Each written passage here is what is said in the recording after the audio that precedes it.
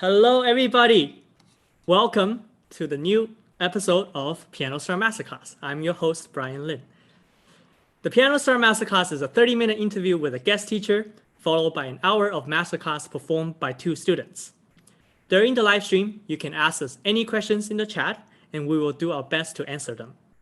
You can also sign up to be a performer for these masterclasses and get a chance to perform for a live audience. Today's guest teacher, Michael Lewin, is one of America's most prominent concert pianists, actively performing in over 30 countries. His career was launched with victories in the Liszt International Competition, the American Pianist Association Award, and the William Capell International Piano Competition.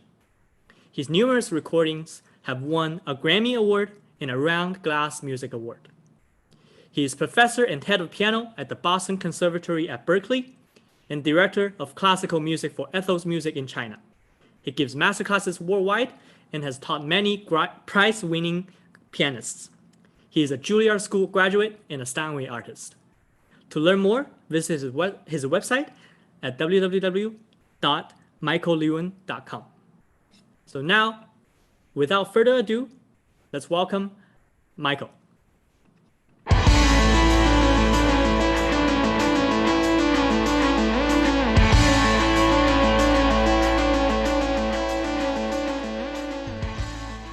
Hi, Brian. Hi, Michael. Good evening. How are you doing today? Very well, thank you. Nice to be with you. Great. And you're holding up okay during this quarantine? Yeah. I mean, yeah. Great. So I'm so happy and I'm so honored to have invited you to be a guest here. So our topic today is how to get into a top conservatory, and we have a lot to unpack. So why don't we just get right into it, right? Okay. So first of all, my first question to you is, as a young pianist, how does one know what school to apply to, or which kind of school to apply to? How does one make that choice for themselves? Well, part of it depends on, I would start it all by saying knowing yourself. I mean, what kind of career do you envision? How advanced are you? Do you want a very competitive environment or a more nurturing environment? You know, do you want to be on the East Coast or the West Coast? Do you want a conservatory, a university? I mean, there are so many possibilities for a young pianist. But I think if you look at yourself realistically and see where you are, then you can start to figure out what are a good group of schools for you to apply to. Understood. So, what kind of people do you think is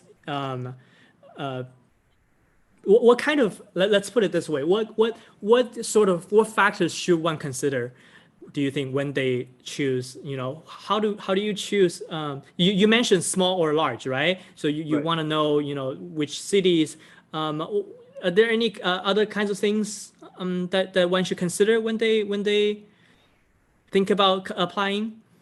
In terms of which school to apply for? Yeah, so what kind of school? Like when they do the research, because you mentioned doing research, right? Right, definitely. What kind of specifically what kind of research can they do? Well, I mean, you can learn a lot about schools, and also you have the option to even visit schools. There are even companies that will take you around and tour schools. I mean, there's a feeling sometimes when you walk into a place that it feels right for you. It feels like home. I mean, if you're looking to go to, one of the big name conservatories, then realistically, I mean, you should be already advanced. I mean, you should play well. You should be open to being in an environment where everyone else is good, where the teachers are going to have very high expectations, where you're going to be asked to perform a lot, and you should want to perform a lot. Some people, when they're going for an undergraduate, they're not at that point yet, let's say. They want to be in a more not so competitive environment, let's say, and maybe they'll grow into something different over 4 years. Right. I totally agree with that. I think it's such important years of your life, your college years and your masters, even for master years, and it's important to choose the kind of environment. I think a lot of people don't put enough emphasis on, and I liked what you said about taking a tour at the schools. I think that's very, I think that's not something that people really think about when they do music schools. My next Also, question, I think that there are some schools. I mean, I would say that there are some schools that may not be as famous as another school, but maybe have a wonderful teacher and a wonderful program, and you may, in some ways, get more from that as an undergraduate, more attention. So fame shouldn't necessarily be the only criteria when you're considering music school. That's very, and very actually, true. I would say, honestly, for me, even maybe more important than the school is the teacher. For me, the teacher is almost everything. And there are great teachers in many places, some of whom are not maybe in a very visible situation or whatever, but over the years have just churned out wonderful students, and they're wonderful people and musicians and take care of their kids, and even with the most famous teachers, it's all about the fit. I mean, one great teacher can be not the right person for somebody else, or vice versa, in terms of the personality or the way that they work, or maybe they're traveling too much, or there's so many things. So the teacher is so important. I mean, for me, equal to, if not more important than the school. Another point that I totally 100% agree with you on. I think, and teachers are very easy to research. I mean, we're all, pretty visible figures. I mean, you can watch us play and hear us teach and go to festivals with us and watch interviews on your wonderful series and all these things, and get a sense of that person, talk to their students, I mean, prominent teachers all have prominent students usually, or at least, the students, and you can talk to them and they'll tell you, maybe, sometimes they hate their teacher, sometimes they just love their teacher more than life itself. I mean, it should, so. Yeah. Yes, speaking about, the relationship with teachers, I think I've heard stories where, people who really don't like their teachers and having to switch teachers, and that you don't want that to happen. I think that doing research beforehand would really help.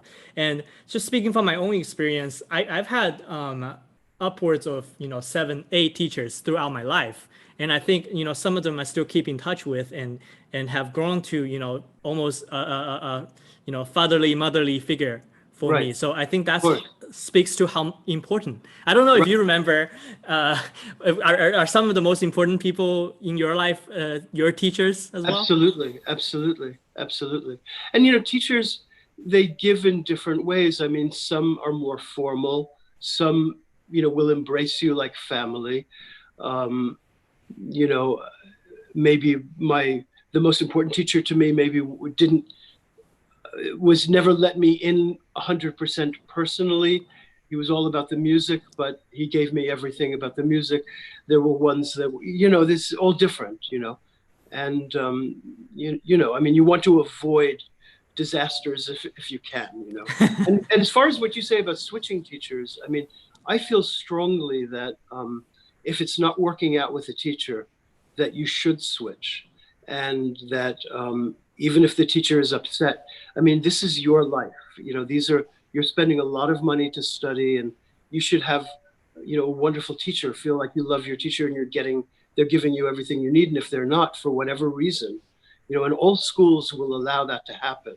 It can be very awkward, but I think it's important, Right. And some teachers are very open-minded about that. And of course, some people, like you said, might hold grudges, but you have to do what they do. Yeah, you have to do what's best for yourself. I mean, this is your career and your life and your studies. Very, very true. So going back to our topic of applying to schools. So when you do apply to these conservatories, how many schools do you think I think I think maybe normal would be, say, 4 to 6 schools. something like that, unless you know where you're going and you know you're going to be accepted, you know who you're going to study with, it's all a done deal, you know. But in general, it's good to have options, you know. Maybe you'll get more scholarships at one and another, and that's important to you, or you'll like the environment more, or you can get to the teacher you want at one school. So I think it's good to maybe, you know, up to a half a dozen. After that, it gets a little confusing, you know. Definitely. At least four normally for most people, I would say. You know, and I wish I knew that when I was applying for college, for undergrad. I applied to, I think, if I remember correctly, 12 schools. Really? Yes. Wow. And it was because of a lack of awareness, I would say. I didn't know, really, I didn't know how I measured up against people. Right. I was afraid that I would not get into any schools, really. So, it turned out that I got into most, and then I realized, you know, I if I were to do it again, I wouldn't have done that. Right. I would have And definitely sometimes students are shocked. They're shocked that they get in, or they're shocked that they don't get in, you know, because they, as you say, they just haven't had that. I mean, I grew up in New York. I was in the Juilliard pre-college, and so I pretty much knew I was going to Juilliard. I didn't take many auditions. I took 2 auditions, you know, and I mean, but that's an unusual background. I mean, people are coming from all over the world, and yeah. Well, I'm glad that you found how well you measure up. Right. Well, the only thing I remember is traveling to all 12 places, and that was a real pain. Yeah. But it also costs a fortune to run, you know, the airplanes and the hotels and making all the arrangements. Oh, it's nerve-wracking. You know? Yes. So would you say that, I mean, I would say that if I had gone to more, you know, music festivals and right when I was in high school, I think that would have given me a better That's idea. A very important thing to do. If you can, you know, have contact with other students and teachers and play for them, it helps you to get a sense, especially if you're coming from a foreign country or you live in a small city, you know, that's very important. And you learn a lot and you have fun, you know. Right.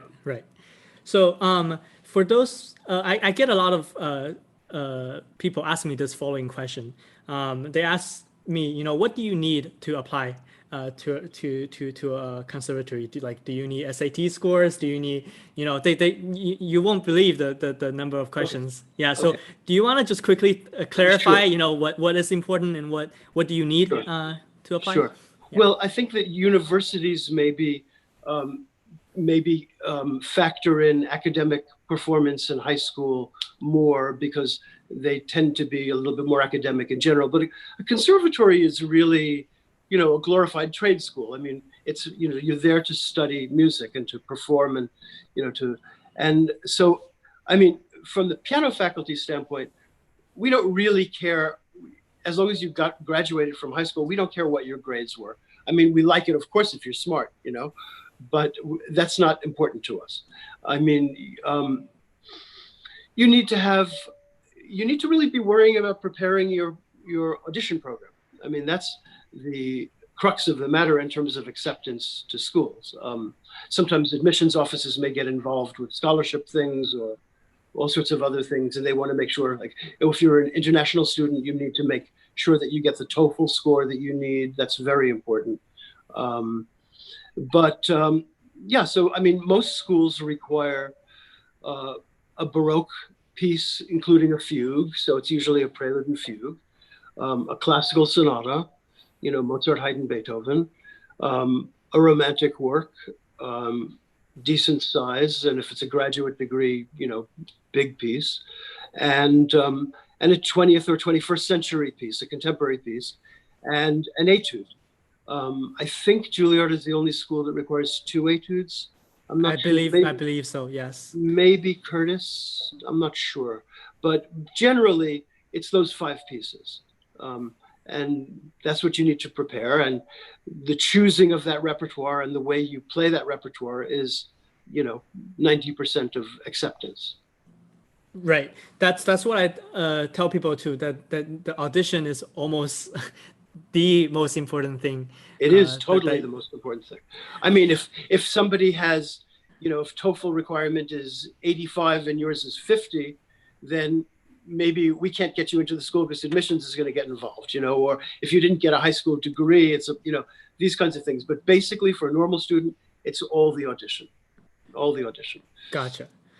And as far as recommendation letters and resumes, do they play any parts in, you know, do they influence the audition results at all a little bit? You know, I not really. I mean, you know, I can speak for myself or my school, but I mean, I read those letters, and I like it when somebody really obviously thinks that the student is talented and has done well, and they're proud of them and they like them, and you know, that means something to me. When it's a colleague that I know, of course, it has a lot of weight. Although letters, you know, aren't always. You know, all of us write a lot of letters, and sometimes, you know, we can easily see when somebody is writing something and what's really in between the lines, you know. But if somebody is a student of even a close friend of mine and they play a horrible audition, I'll talk to that friend and I'll say, listen, you know, I'm really sorry, you know, I mean, he just played a horrible audition. I mean, you know, and that's, you can't really say anything, you know, I mean, you know, but of course I want students to do well who are study with friends of mine. I mean, right. Of course. Right. Speaking of horrible auditions, let's talk about how to avoid them. Okay. So, in terms of, go ahead. So I mean, you know, you need to be prepared. You know, you need to be prepared. By December 1st, almost all schools applications are due, and most of the top schools now require a pre-screen video. And the pre-screen video is not your entire program, but maybe 3 pieces, representative pieces. It can be a movement of a Beethoven and, you know, an etude and your Baroque or whatever it is, you know, but just to get an idea. And actually, at the top schools, there's a pretty sizable cut at that point because, you know, it's complicated and expensive to get all the faculty together to listen to people. And if somebody is obviously indefinitely not going to be accepted, it's doing everybody a favor, including the student, if they're not accepted, although, I mean, they may not see it that way. But so by December 1st, you need to have some of your pieces in good shape. And so normally, let's say, well, like last year, we had approximately 200 pre-screen applicants, and I cut it to about 100. So right off the bat, there's like a 50% cut. And I think that's not abnormal for schools. But if somebody is like borderline or whatever, I'll pass them because it's only December and they have a chance to play and maybe the circumstances weren't good or whatever. I mean, you know, just ones who obviously are just, you know, it's not going to be right, you know. So you need to choose your repertoire very well, very wisely. I mean, this is super important. You know, if you're going to play a super difficult etude, you know, if you want to play Fufale, you better be able to play it.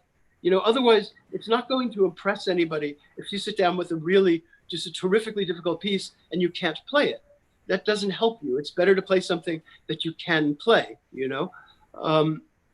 You know, the contemporary piece is something that a lot of students don't give enough thought to, I think, because actually more and more that matters to us. And if you play a piece of Debussy from 1901 and you just got past the 20th century part, but we're in 2020, you know, there's been 120 years of music. And, you know, a musician nowadays needs to play contemporary music. I mean, you can't just play Chopin your whole life, you know, it's not going to work anymore. We're in a new world, you know? And so some curiosity about repertoire, especially that, but it's hard to know. I mean, I was telling students a couple of years ago, oh, play Beethoven Opus 31, number 1. Nobody plays that piece. It's a great piece, you know.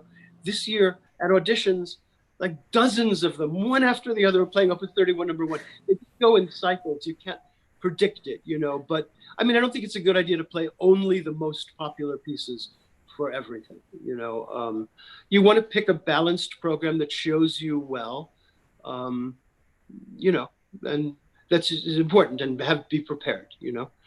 The audition itself, usually in most schools, I would say it's rather short. It's, you know, maximum 15 minutes sometimes 12 minutes.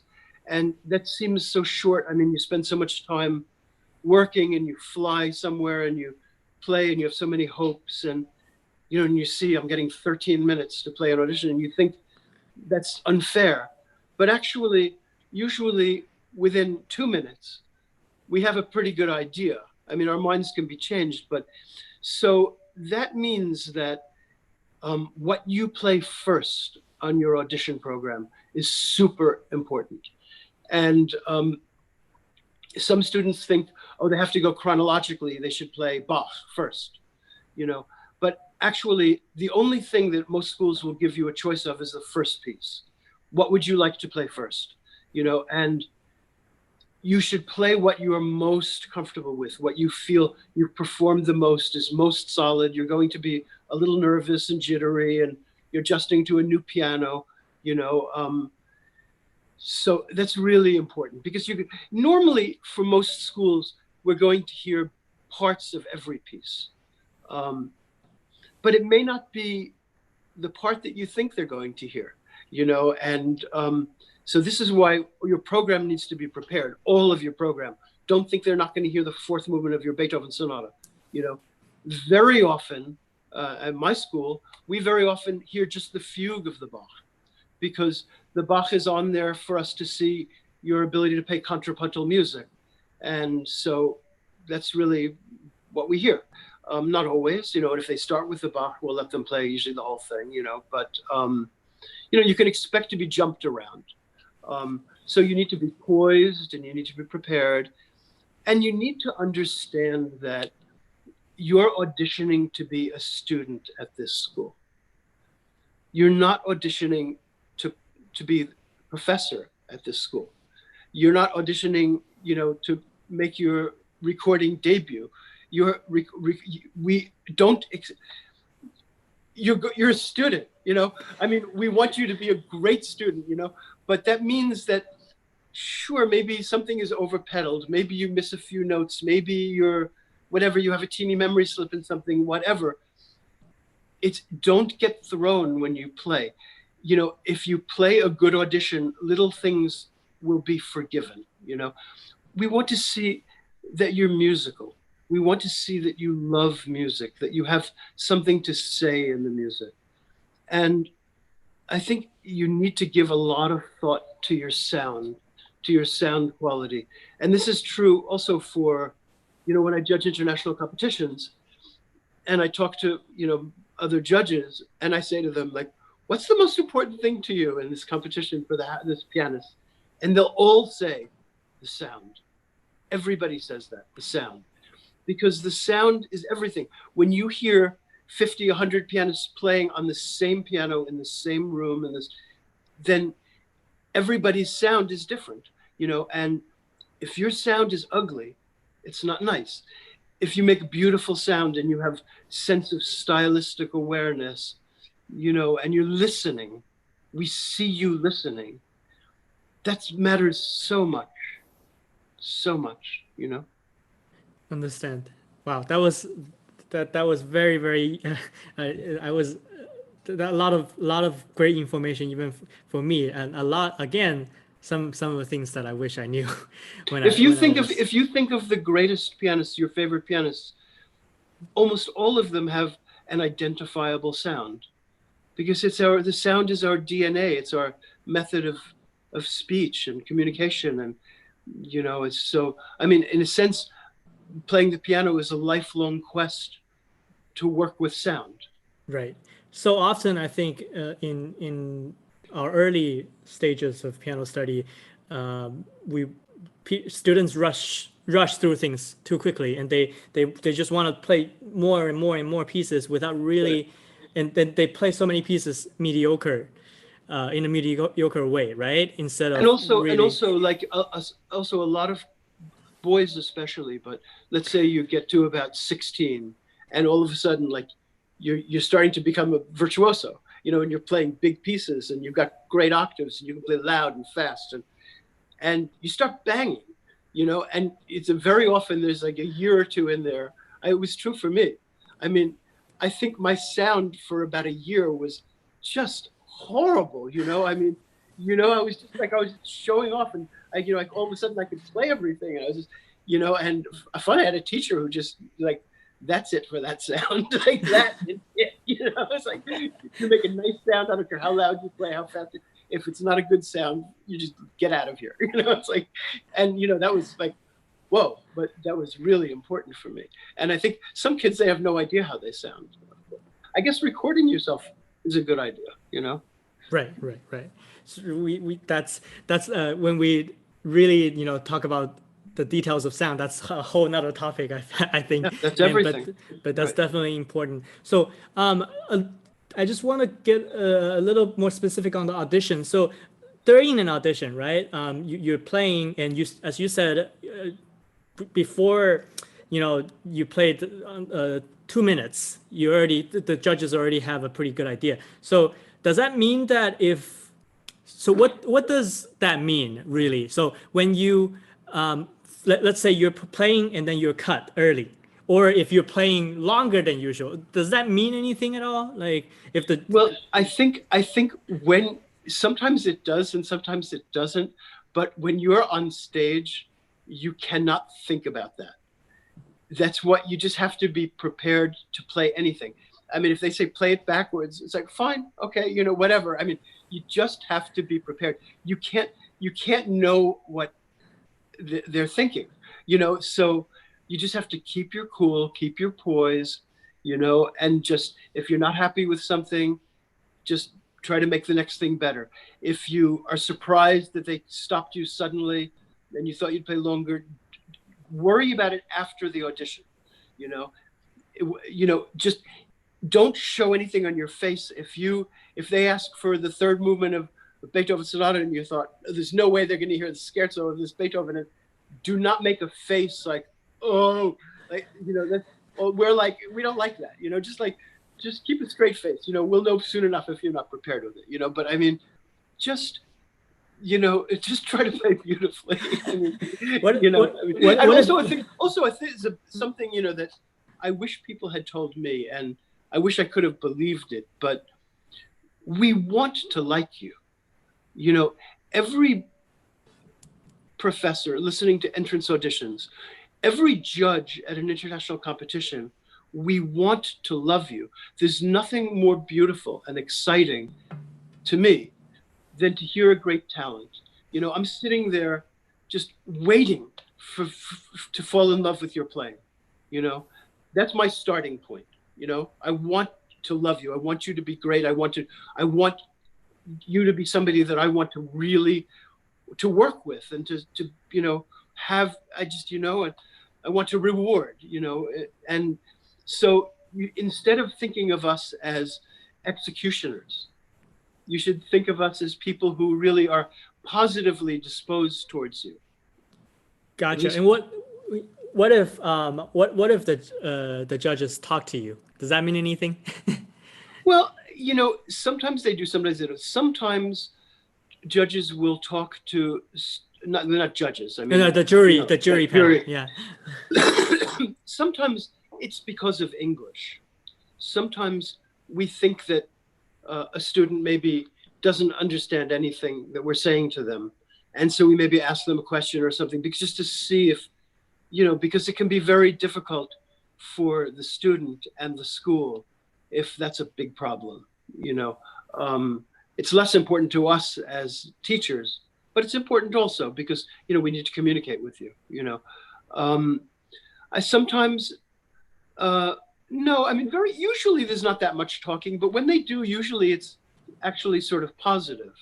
Like if I say to somebody for the last piece of an audition, what movement of Carnival would you like to play? Or what's your, I remember last year I said to somebody, I thought this girl was great. I loved her. I said, she was playing the Schumann Humoresque. I said, what's your favorite movement? And she said, first movement. I said, please play that movement. That's positive when somebody is being nice to you. I mean, usually everybody's nice to you. I mean, if the faculty isn't nice to you at auditions, that's not a good sign for the school, I think, either. I mean, there's no reason not to be nice. Right. And it's a You know. sign. It's a good telling sign for the student too, right? Yes, To right. consider things. Right. Right. But you don't always know what people are thinking. You know, maybe you look at the faculty over and they're making a face. Well, maybe they have an upset stomach. You know, it doesn't mean they don't like you. You know, you just have to try to just like a racehorse, keep your blinders on and just do your best and don't get thrown. And if something doesn't go the way you want, it doesn't mean you're eliminated. Just try to make everything else good. You know. That's very important, I think, for our prospective applicants to know. I'd just like to share a quick story of mine. When I was applying to a pretty selective music festival, I had a memory slip. I completely stopped in the middle, but I just apologized and I restarted. And then in the end, I still got in. So I think people sometimes get too hung up on. Right? Am I correct in that? Well, right. yes, you're correct. I mean, I'm sure you're a terrific pianist. I mean, I would say that in general, it's a very bad idea to stop. Of course. I mean, yes. You know, I'm not encouraging people to stop. For memory sure. slips are part of our life. You know, Right. I mean, you know, if you get through a concert without a memory slip, it's a miracle. But you don't see a professional pianist on stage stopping. You'll see them improvising. You'll see them jump up and down and this and that and whatever. That's actually what I meant. Yeah, that's what I meant. Yeah. I mean, actually, honestly, as a professional pianist, when I see somebody recover well from a memory slip and then play well after that, I like that a lot because that's what life is going to be like. You know, some kids, they have a memory slip and they just fall apart and everything else from then on is a disaster. Well, you know, right. You have to try to forgive yourself at the moment. Later, you can beat yourself up, you know? Yes, totally. Okay. I was going to ask another question, but since our student is already here, so why don't we move on, and if we have time later, we'll ask you. Okay, great. Yeah. So nice. Yes. So our first student, her name is Anna. I'll get her in. Yep. And thank you again for that wonderful talk. My pleasure. It's fun to talk to you. Yeah. Yeah. And I'll be here throughout the masterclass in case you need any help. Yeah. Okay. All right. So Anna, you can turn on your mic and video. Hi, Anna. Hi. So I'll leave it up to you guys. Okay. How are you doing today? I'm good, thanks. Where are you? Where are you?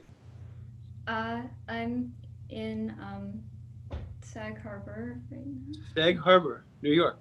Yes. Yeah, great. And you're playing the F minor Chopin Etude Opus 10 number 9 and the second and third movements of Haydn F major Sonata? The third movement of Beethoven Sonata 9. Oh, okay, great, fantastic. Do you want to play them both in a row, or do you want me to work on you individually first, or what makes you most comfortable? I guess playing individually. Okay, great. Okay, pretend I'm there. Okay. Let's do Chopin. All right.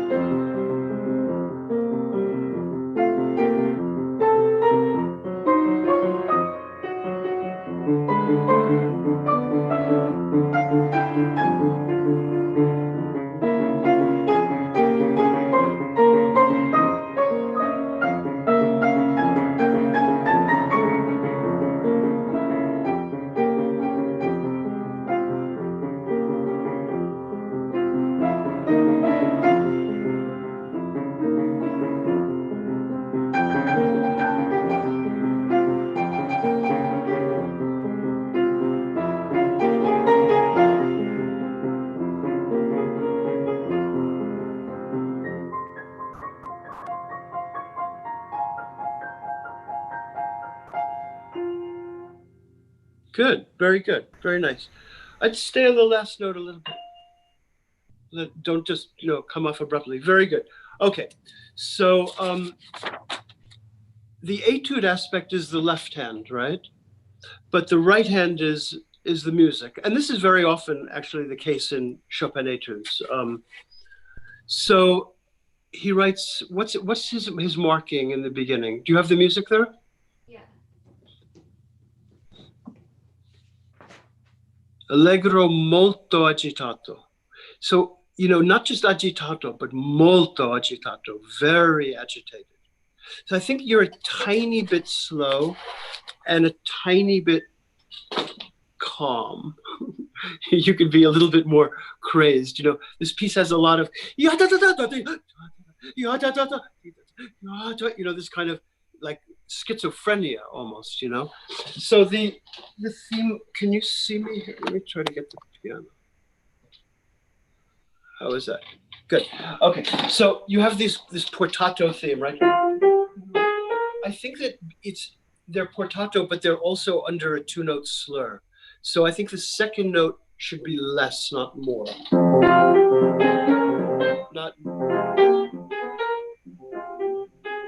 And it's a little bit like they call affanato, breathless, a little bit like this. Good. Do you have bar numbers in your score? No. Okay. So the first big section ends at what would be bar 16, where that's the first one. And then he changes. So let's do that first section, those first 16 bars.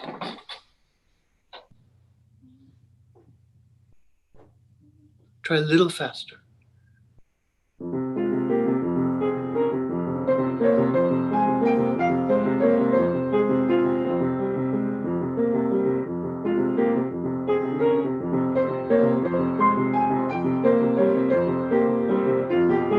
Okay, good. Let me stop you there. The end of that's a very dramatic ending.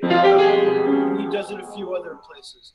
That's sort of the so you're not doing all the portato. Everything portato. Play just the right hand, would you? So what does portato mean? I learned it as kind of somewhere in between staccato and legato. Exactly, but it is separate. They're each separated. Good. Can you try the second note softer?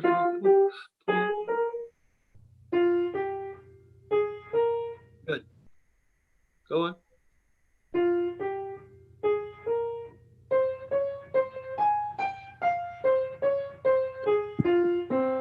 All separated. All of them have that portato touch.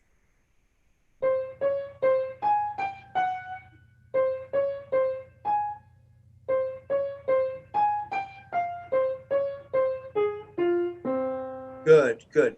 And now keep the left hand soft and keep that touch. Each one is like a breath. Let's try.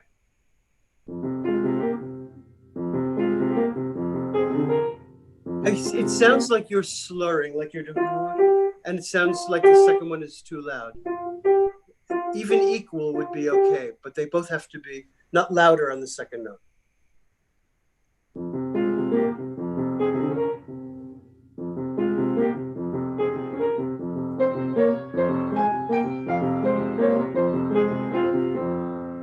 That's better. That's better. So your wrist is not going to be coming up. Your wrist is pretty.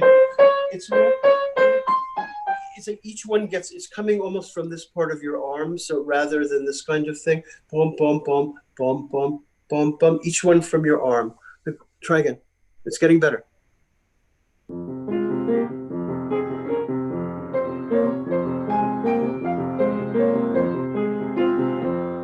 Go on. Go on.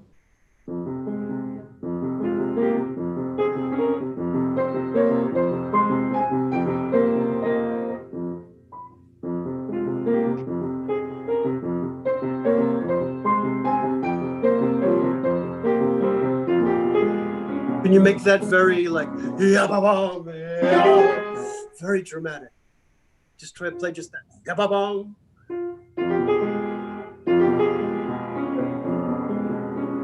Good. Now soft again. Sotto voce. Go on.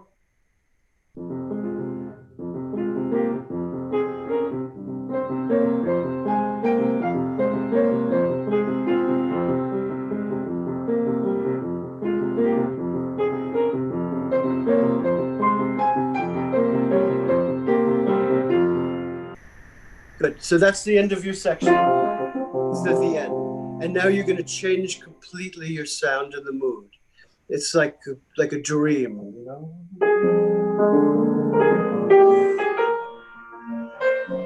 And these portatos are different than the beginning. Those ones are sort of breathless. These ones are more lyrical, I think.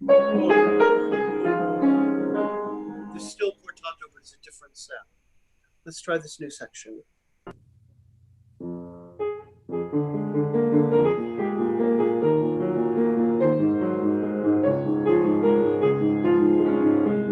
Good. Good, that was great. It was beautiful.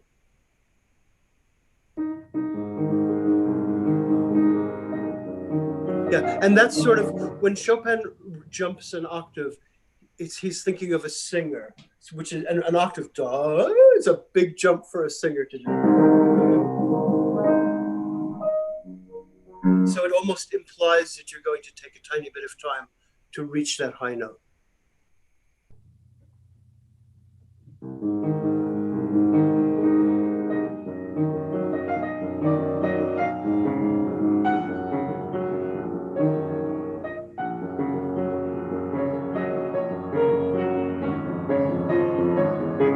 Keep them portato again. So all your turn, you tend to do all of them, especially on the next page, a little too slowly. It's not that. So. And now he's going to start to get back to the original character.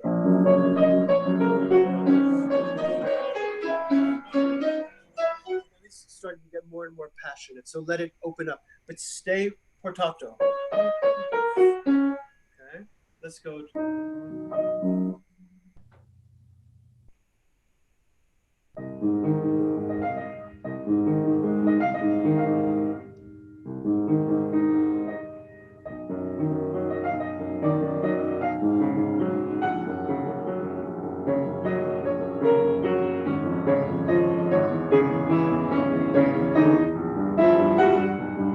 Crescendo, accelerando, get more faster, more loud. It's getting crazy now.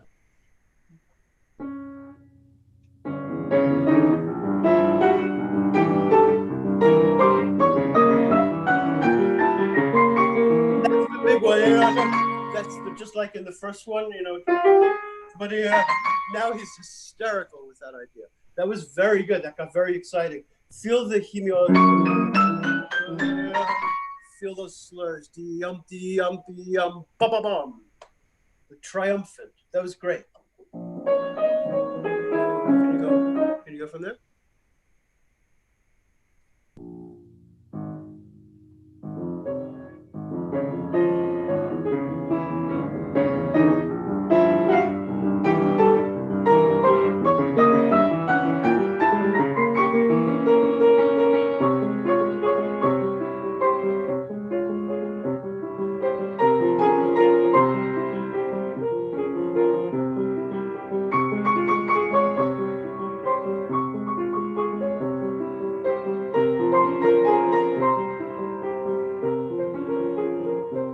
How do you finger that? What fingering are you doing? What are you starting on? 3. Good. Okay, stay close to the key. Literally connect. Don't let go of one note until you've played the note. Super legato. Good. That was very good. Very nice. I like the way you do the contrast. So you know, all that stuff. And you counted that very well too, the fives. Good. Good job. Okay, let's go on. Sempre agitato, he writes.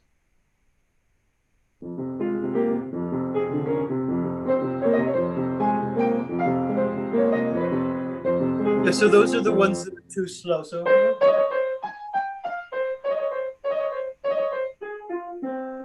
just da-da-dum.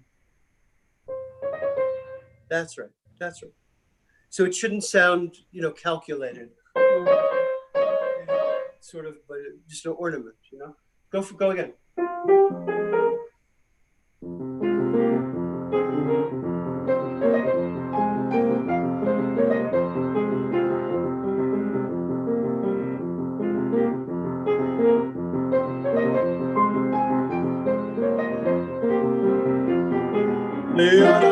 That's another one. Whenever he has that figure, give it drama.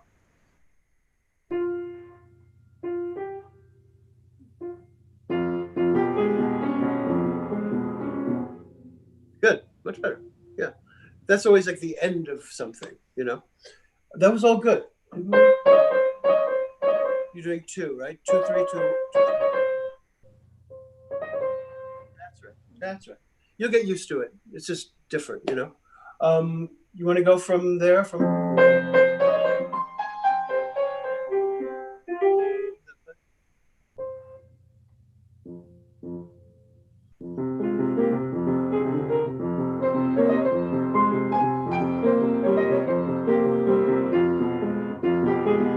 yabba-bum to crescendo. Yabba-bum. Be more hysterical. Yeah.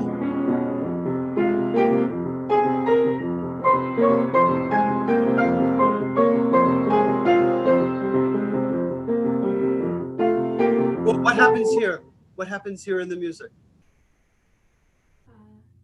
What harmonically? What key is it in? Well, F minor original. Right. And so what happens here? F minor has A flat, right? Mm-hmm. Yeah, then, well, it changes key. Right. It changes to major. So that's a big deal.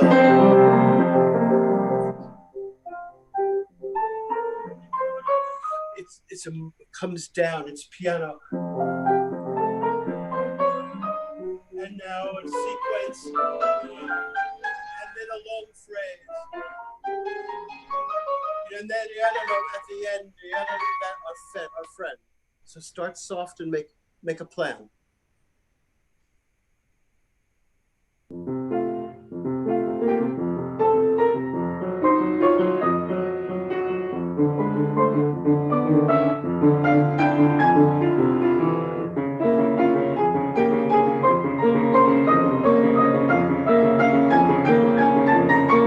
Good.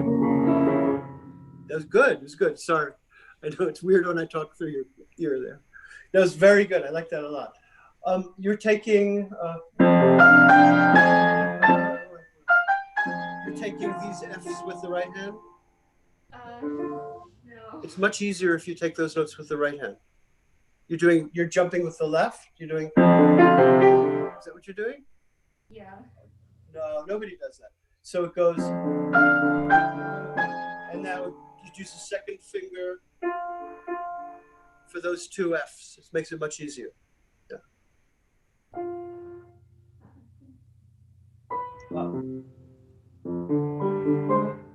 You can go right on that bar if you want. Fa.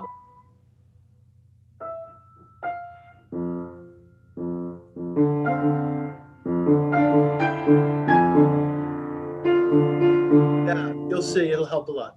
Okay, go on now. Crescendo.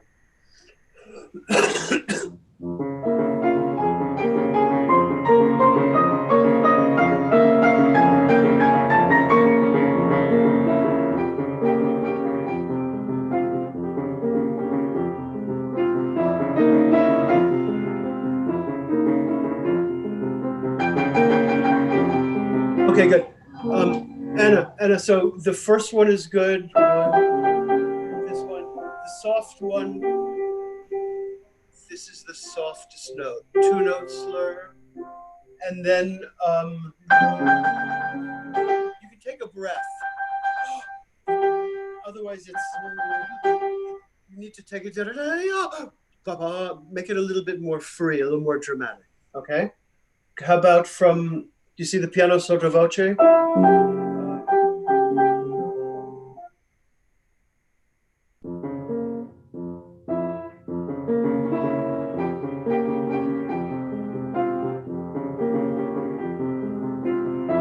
Don't accent that F. Don't accent the F.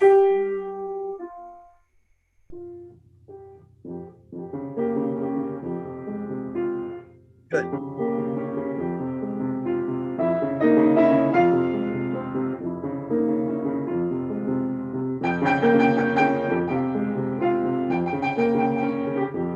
Good. Good, good, good.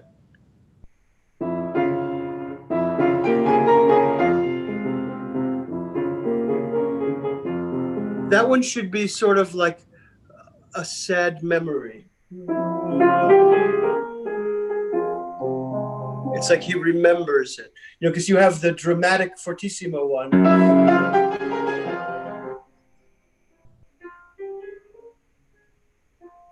It's really the end. And then this is really just a coda.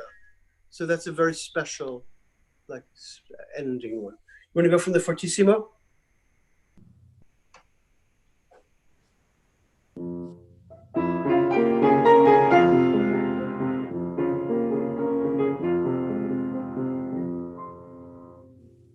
It's okay. You know what I'm after, right? Yeah. Okay, let me hear the end of it.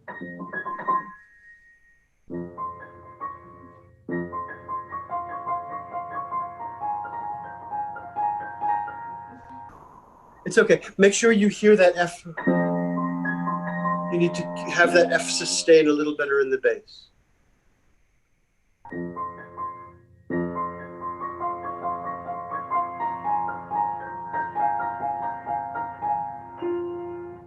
Good. And again, you have that leap.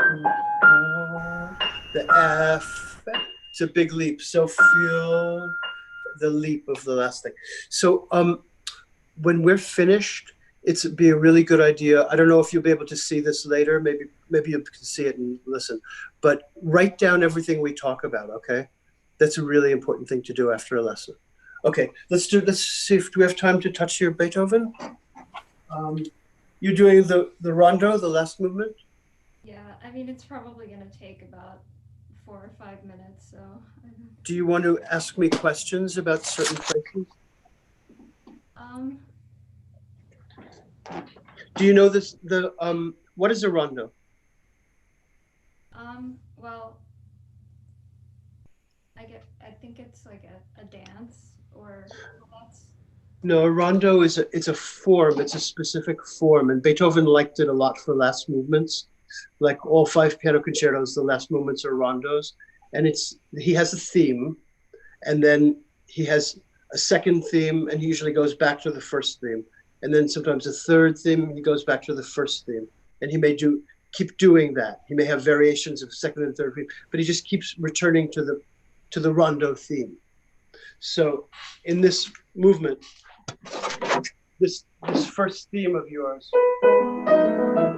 this is the main theme.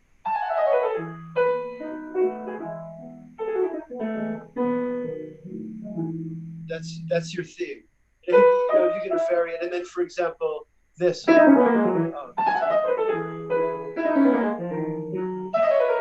is another theme. It's another idea.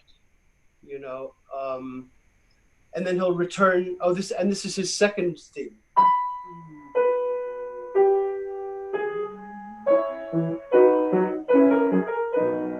So, and then after that, he's just going to come back to the first theme and do the second theme and the third theme. So he comes back to the first theme, and he'll do it in minor, and then he'll come back, and he's back in the second theme, and then that's the first section.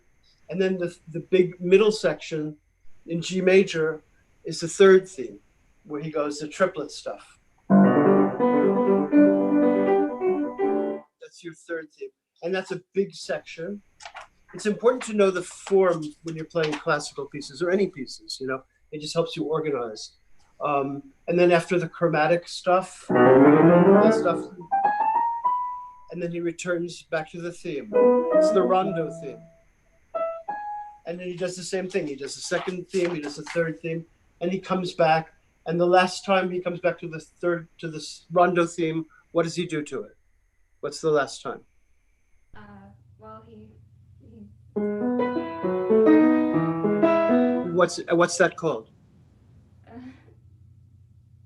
well, I don't know. It's called syncopation. So it's syncopated. So instead of being, it's off the beat. So it's like jazzy and fun. And then he plays with the theme. It's a variation of the theme, and he has then the second theme. And he sort of ends with the second theme. So it's once you sort of know what's happening, it's much easier to sort of make sense of the thing. And the mood of it, allegro comodo. What is comodo? It's comfortable. So like you would say to some, so it should be, the tempo should be comfortable. It should be friendly and nice and da da dum bum bum, like walking, very friendly, and he's giving you a character. It's really important to, when they write, he gives you allegro. Okay, that's a sort of a tempo. But when they say allegro comodo, it's a pretty unusual marking, actually. He's really telling you what the character of the rondo is going to be. But anyway, that's the form of your Beethoven Sonata. Okay, I'm sorry we didn't get to it. It was very nice to hear you. Keep it up. You're doing great. Thank you. Thank you, Anna. And you will be able to hear a recording of your lesson on our YouTube channel. So can definitely Fantastic. check that out. Okay, great. All right. Thank you, Anna. Again, great performance. Thank you. All right. So our next performer, her name is Sanjana. Sanjana. I don't know how to pronounce. We'll find out. Yeah. And she'll be playing Haydn Sonata, Opus 20. Number 23. Right, and that's the F major sonata. Yep. Sanjana, you can feel free to turn on your video, and there we go. Hello. Great. I'll leave it up to you guys again. Oh, I'm fine. Hi, Sanjana. Hello, nice to meet you. I don't see you. My camera's on. I can see Sanjana. Is He's Michael? Maybe it's on your end. Shows gallery view. Yeah. Maybe. Ah, there you are. There we go. There you are. Nice to see you. Hi. Nice name. Pretty name. Thank So you. this is one of my favorite Haydn sonatas. Okay. One of the most beautiful slow movements, huh? Yes. Okay. So, what edition are you using? Or text. Oh, such a good girl. My favorite edition. Good for you. Okay, great. Okay. Why don't you play? I'm sorry? Why don't you play? Yeah.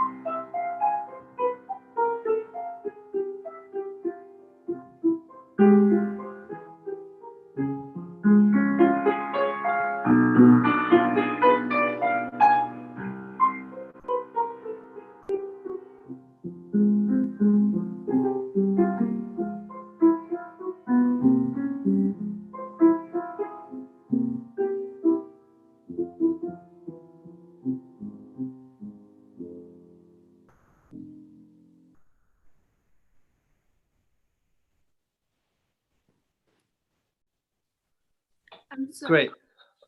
The sound is, should she turn on the enable original sound thing? Did you do that, Sanjana? Yes, I did. Okay. Did you do that again after you submitted? Sorry, after you connected here? Yes, I did. Okay. Okay. So some of the ornaments in this movement, different people play different ways. And I'm not sure I would call them right or wrong. A few of them I would call wrong. At the end, you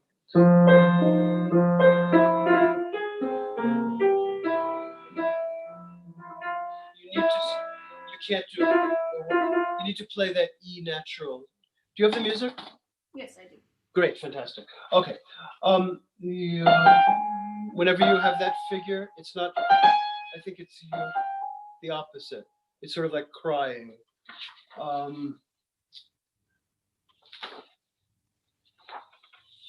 Sometimes you leave them out altogether, some of the ornaments.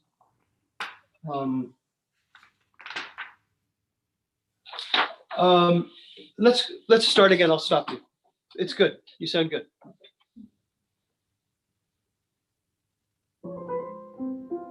Yes, so you're doing this.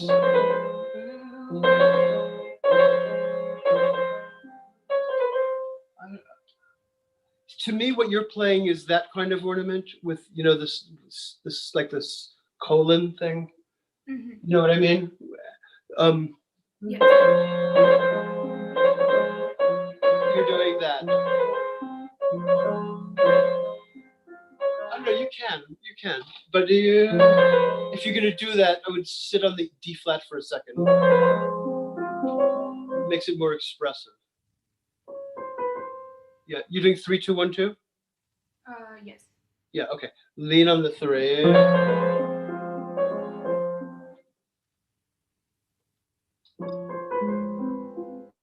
Yeah, not quite so romantic, but just stay classical, just tiny tenuta. Let the left hand, just let that keep you going.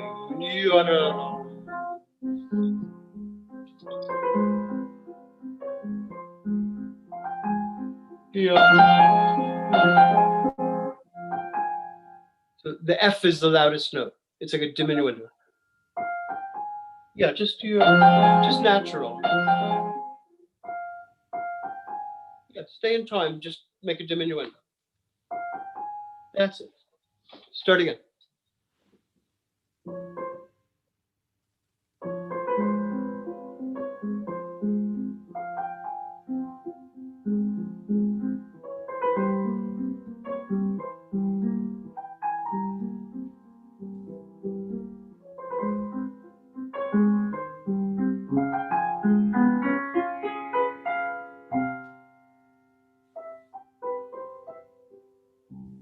Great. So don't hesitate. That's where you're going. If you want to take a time, you can take it after it, but don't stop before the note you're going to. So the whole piece has this rhythmic, and it's always 1, 2, 1. This is the kind of the rhythm underneath. So you have to let that keep flowing, whatever you do.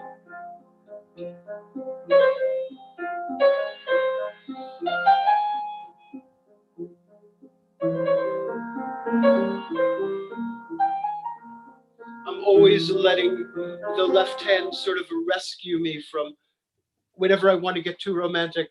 I let that sort of keep me back in the path. Let's start again. Let's try.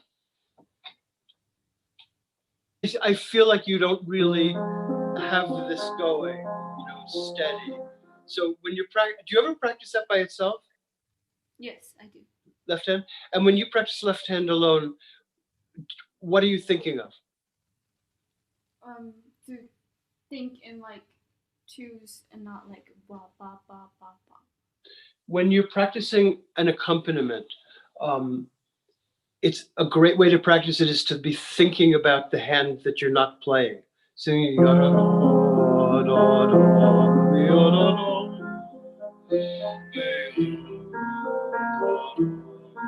and that'll help you to start to make it a better partner for your melody. Don't just play it by itself and not be thinking about the other hand. Okay, let's go on from bar 5.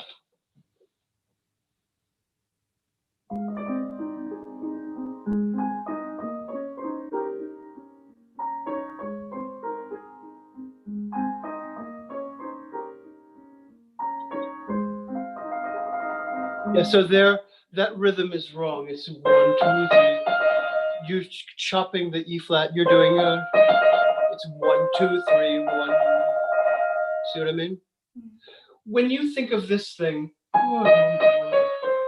what do you like, and how do you want to phrase that? What note do you like the most?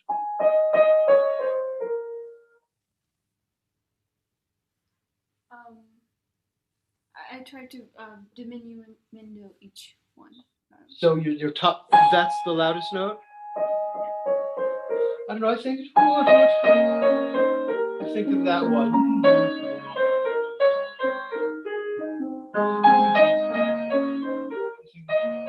I would make a diminuendo from there, the last 4. I don't know. And also you've been in F minor, and then all of a sudden it's in major. So it's a little bit more innocent, in its character. Let's go from there again.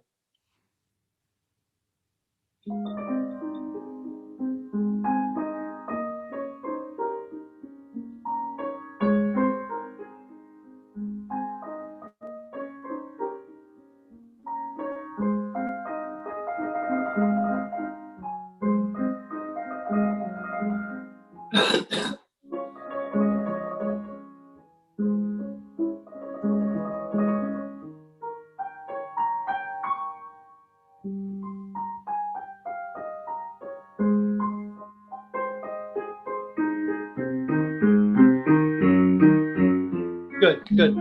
There you want to show the bass. You want to show that bass line. So the trills, because it's Haydn, it's not yet Beethoven, normally you're going to start from above. So those things, they're gonna start on the F.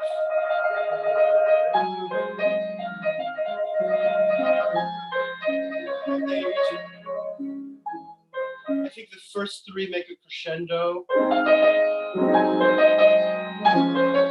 then maybe that one is a special harmony. And then after that, you were good. Okay? Let's go from 11.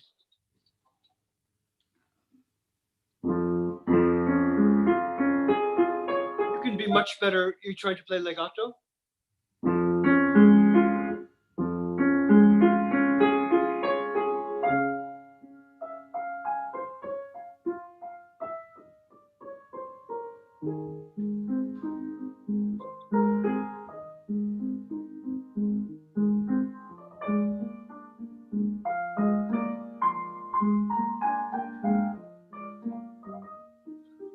Sanjana, what is this romantic music? No. I think it sort of is. I mean, of course it's classical music, but it's very vocal, you know. When you get these things, those are like pizzicati.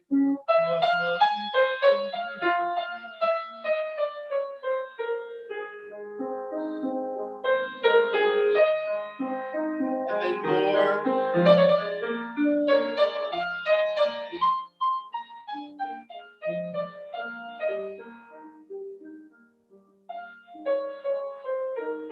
And then it sort of relaxes a little bit. It goes back, you know, to that kind of. But I think those two lines are actually very lyrical, very beautiful. Okay.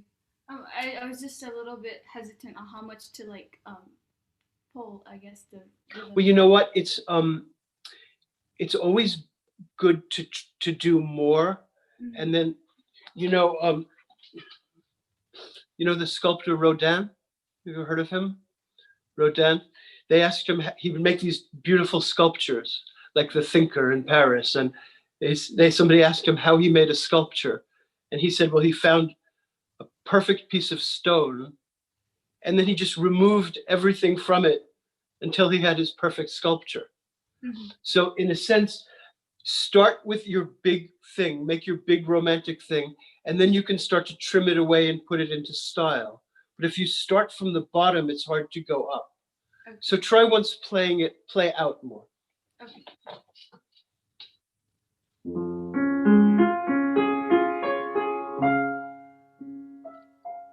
Stay up, stay up, stay up.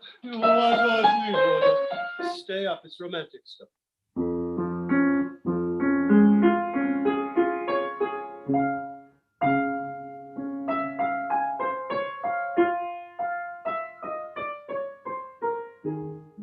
Keep it going. Keep going. More.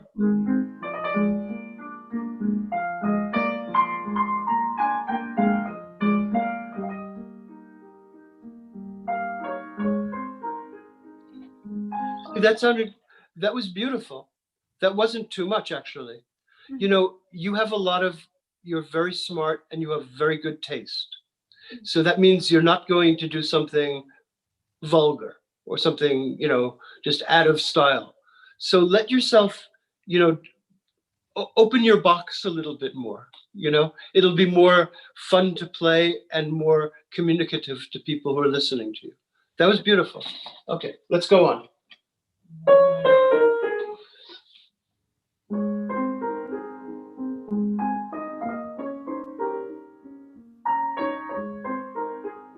So again, I think it goes down. You know, there. I think the first of the four is more than the last one. See what I mean?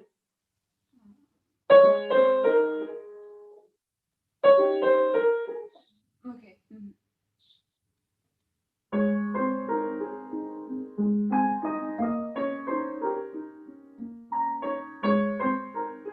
Good.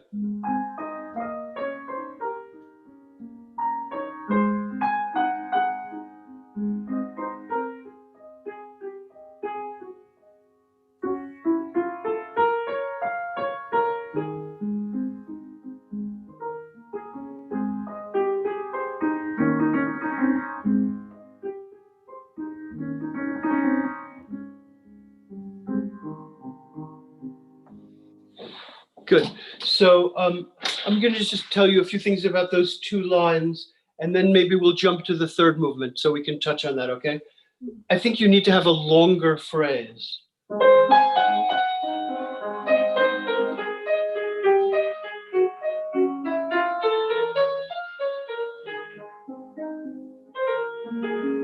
That's your phrase. And why don't you do these ornaments?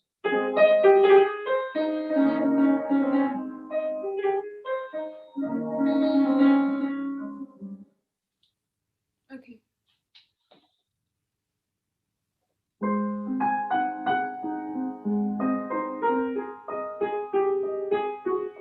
Your idea is good. This idea is good. You know what? but it's exaggerated. It's hurting your line. Put it in context.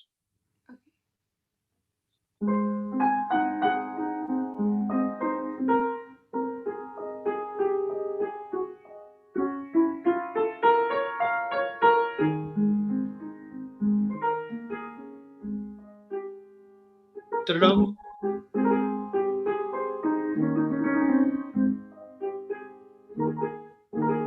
Just tune up.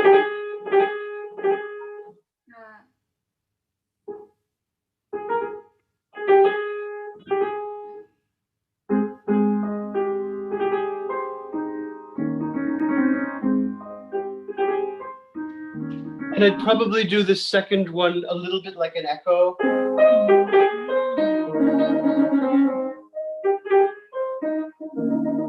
Just a little bit different, the second one.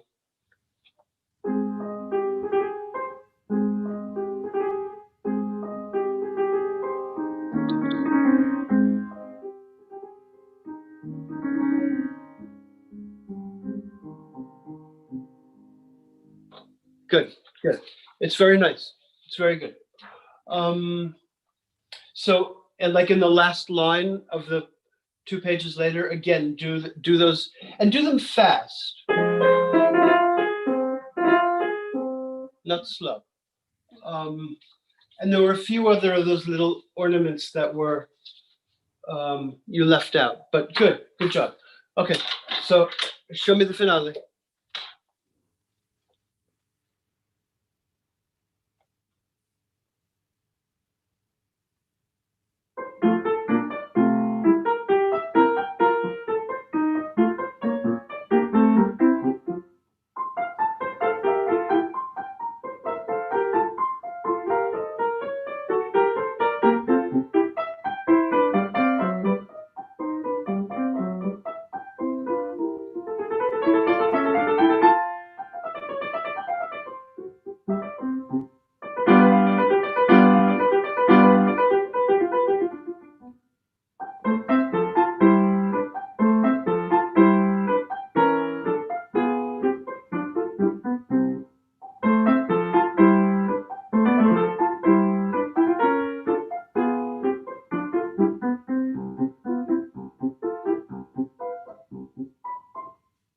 So, Sanjana, what's the time signature?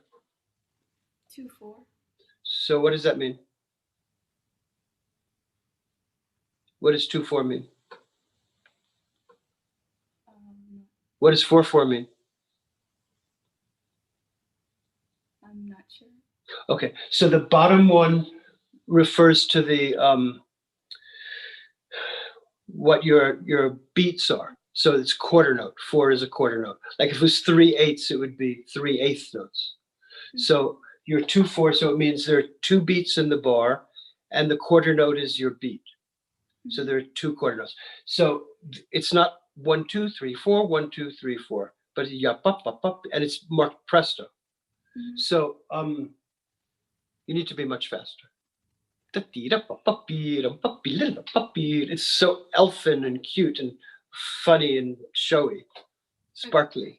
Okay, these things they come up, these chords at 20, 28, right? They're just ups, big ups. So almost in one, actually.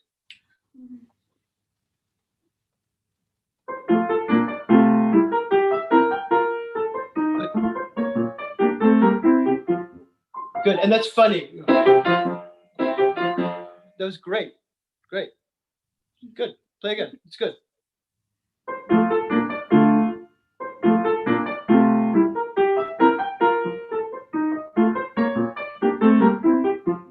Good, Sanjana. If you keep your left hand a little closer to the key, you'll be able to play faster because you're way up in the air. It takes time to get back down. Stay closer to the keys.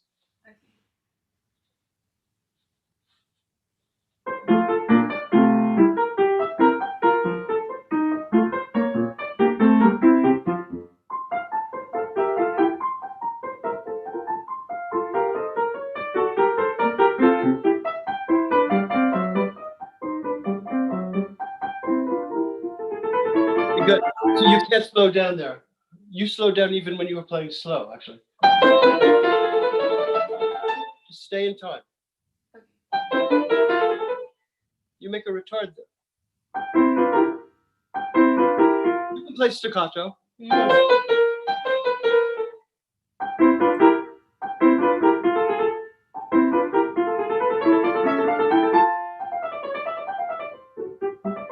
Okay, hang on. So I think that it was the legato that was slowing you down. You know, playing it short will make it easier to play fast. Also, the 16th notes, your A's are too loud. You're doing the A's are soft. You want to hear? Mm-hmm. That's also slowing you down. Go again.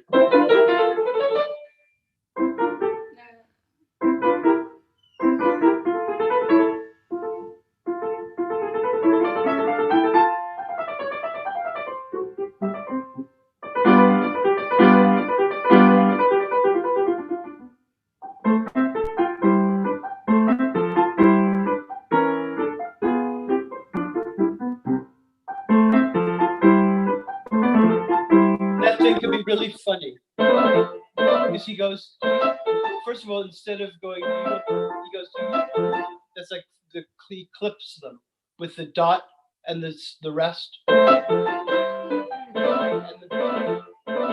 really like alive your fingers. Very active.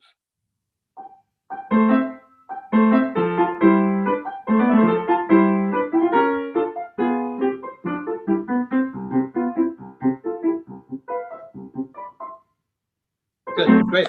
Go on, it's great.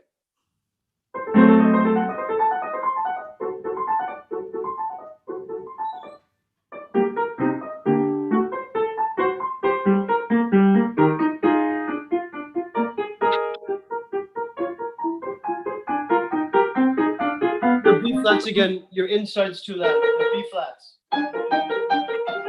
The thumbs are all too loud.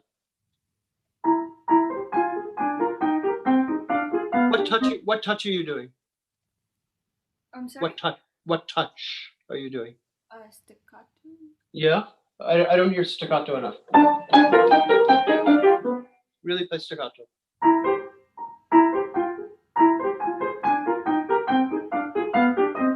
So your left hand, play me your left hand.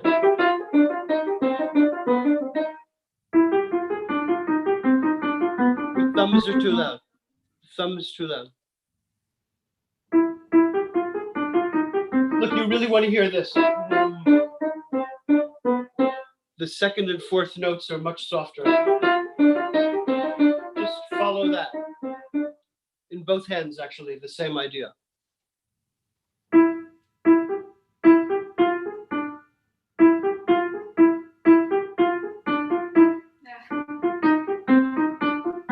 You can practice like this. Do that.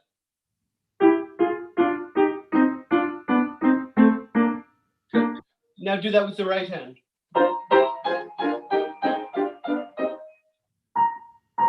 The chords. Thumbs are too loud.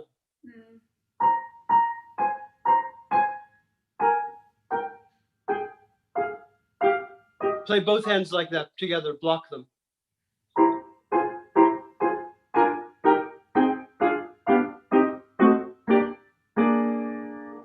Good. And you can do this also. Here's another way.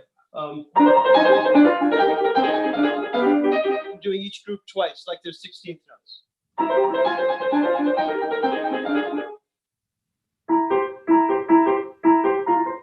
Thumbs are too loud, sweetie.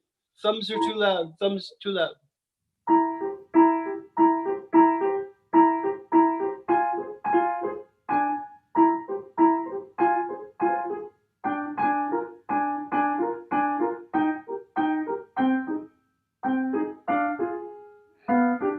Okay, so there's some ways to practice. Let's go on.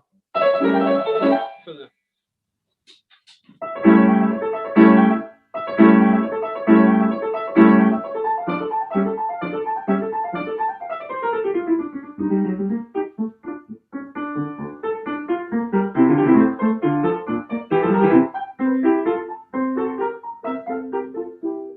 Good. It's great. It sounds great. At 86, I would add the slur like in the beginning. So I would do it. And I think you did it on this one because that's the theme. He just omitted the slur. I see. Okay.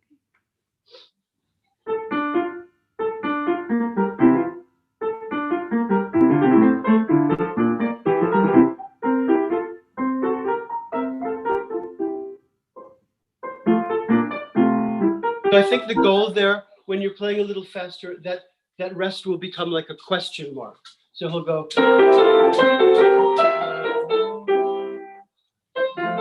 You can add a little breath, and then when he returns, it's more cute. It's more funny. Mm-hmm.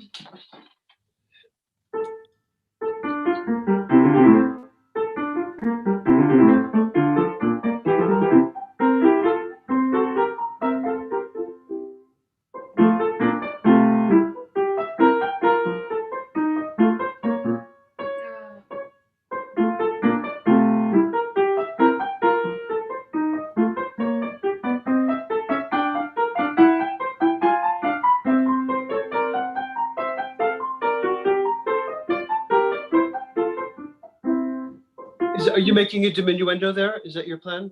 Yeah, make a bigger diminuendo. Okay.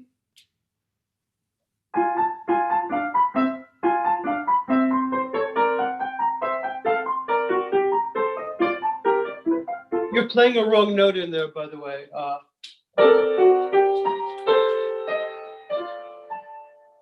Something's wrong in there. Yeah, and the left hand. Go from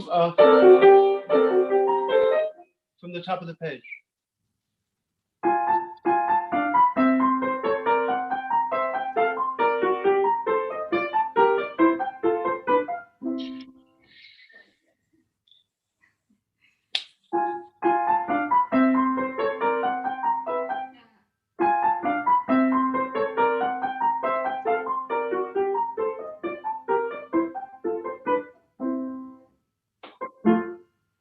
Go.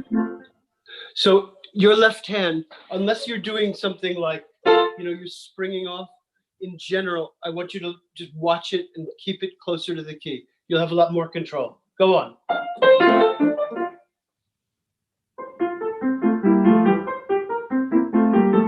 So there, I think what's funny is this thing. So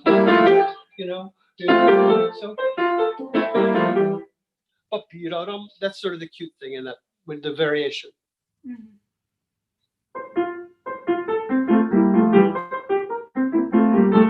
The same phrase as, right? Just like the beginning, slur those two notes. Okay.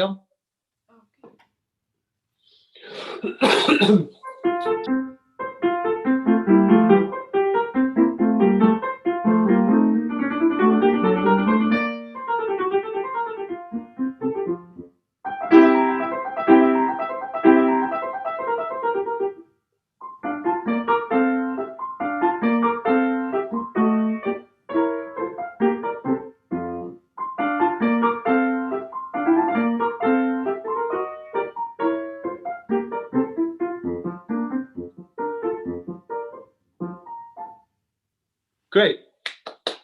Good job. Bravo. Thank you very much. Okay, nice to hear you. Great job, Sanjana. Thank you for doing the masterclass. Thank you. Where are you? Where are you located? I'm in Charlotte, North Carolina. Oh, nice. I like it there. Nice.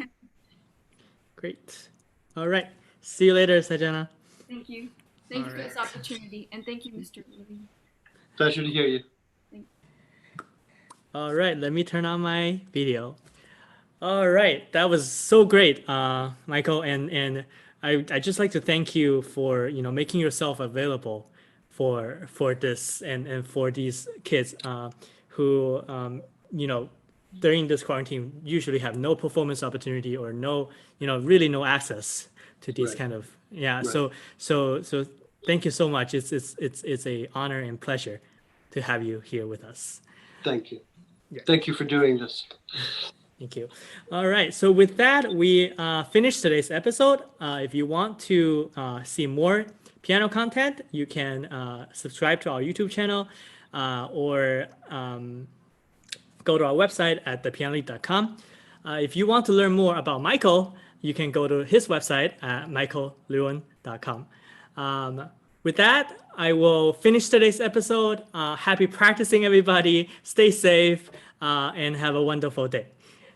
Okay. Bye-bye.